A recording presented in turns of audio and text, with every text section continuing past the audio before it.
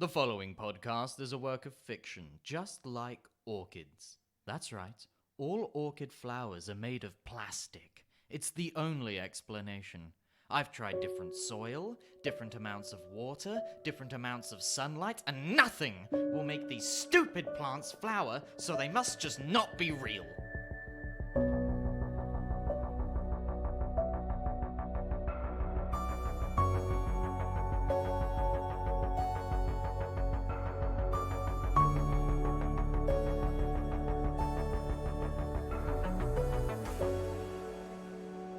Hello, curious minds, and welcome back to A Beginner's Guide to the Occult.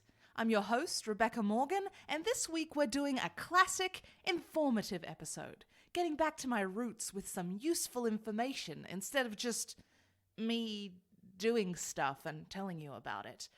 Today I'm going to tell you how to know if your house really is haunted.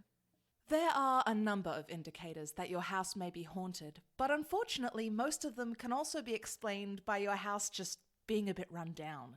And since older houses are more likely to be haunted, things tend to get a little bit foggy. So today I'm going to go through some of the most common indicators and how you can tell whether it's a ghost infestation or just like a plumbing issue or something. So let's get stuck in. Cold spots are a common sign of haunting, but people have a tendency to focus on cold and forget about spots. If there's one room in your house that's significantly colder than the rest, or if the cold can come on suddenly and then disappear just as fast, that's a good sign that there's a ghost about. But if your whole house is just super cold all the time, then you probably need to look into getting some insulation installed. Maybe buy some of those nice fluffy socks with the little grip pads on the bottom so you can wear them around the house. Those things are great. Another common indicator is moving objects. When things start turning up in places you're sure you didn't leave them, it can be a sign that a ghost has been rearranging your stuff. But before you decide you're being haunted by a vengeful spirit because you can't find your sunglasses, ask yourself this. Do you have housemates? Children? A particularly mischievous cat? If you answered yes to any of these, then you can't use moving objects as proof. You are living with chaotic elements, and they must be accounted for. But speaking of cats, animals can often help with detecting ghosts. Animals can see certain things that humans can't because they're not burdened by the weight of capitalism and Twitter discourse. If your pet is behaving unusually, it might be because there's a big old friggin' ghost in the house and it's right there. Why can't they see it?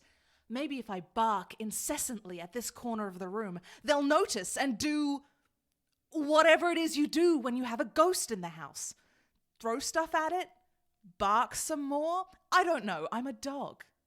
And speaking of barking, noises. I'm the queen of segues. Anyway, weird noises are another common sign of a haunted house, but unfortunately they're also a good indicator that your house could use some TLC. So to help clarify things, I'm going to list some noises and their relation to ghost activity. Ready? Okay.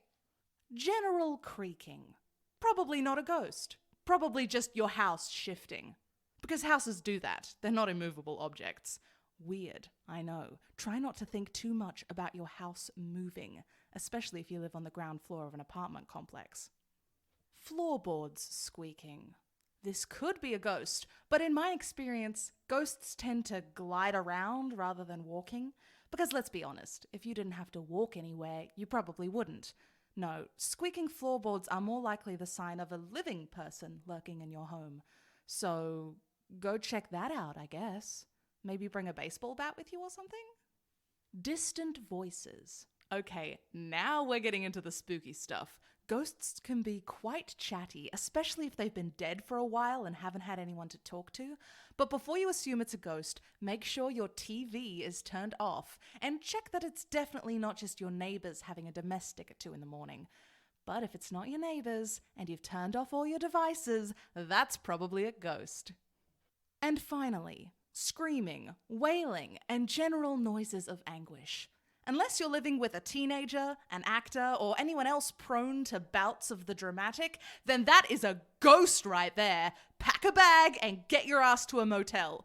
Call an exorcist in the morning. Make sure you wait until the morning because exorcists can hold a hell of a grudge and those people do not like to be woken up. And those are the most common ghost sounds. You may experience other sounds, but just remember to check all possible options before assuming it's a ghost. The same goes for smells. Ghosts often carry unusual scents. Sometimes pleasant, sometimes not so much. Just make sure you check your kitchen for any expired food before you start freaking out. And this brings us to our final common sign of haunting: strange technological activity.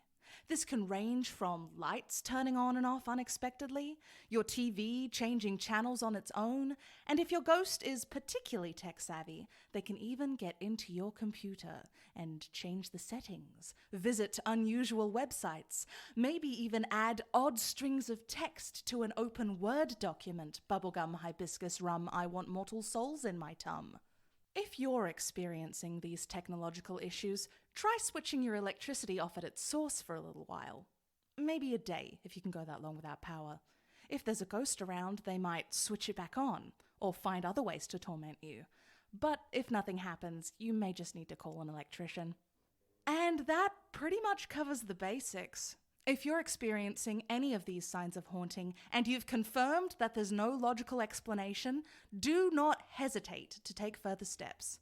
Ghosts are just like people, in that they crave attention and will become extremely destructive if they don't receive it. Okay, maybe that's not all people, but it is most ghosts, so be careful.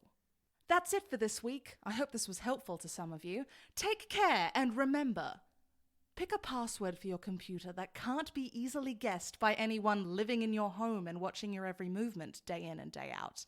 Pet names? No. Favorite TV show? Terrible. Get really obscure with it. You don't want some horny ghost who hasn't seen a dick in 50 years to fuck up your search history, do you? Trust me, you don't.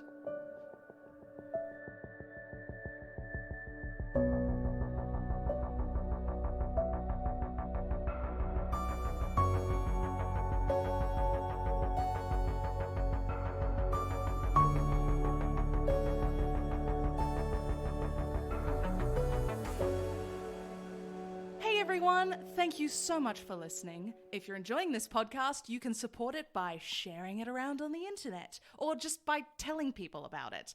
That sort of thing is super helpful. You can also follow me on Twitter and Instagram at Rachel Foucault. That's RachelFoucar. If you want to see pictures of my dumb face or hear me complain about the chaotic hellscape we're all currently living in. Yay, fun! Anyway, have a wonderful day, and I will see you next week.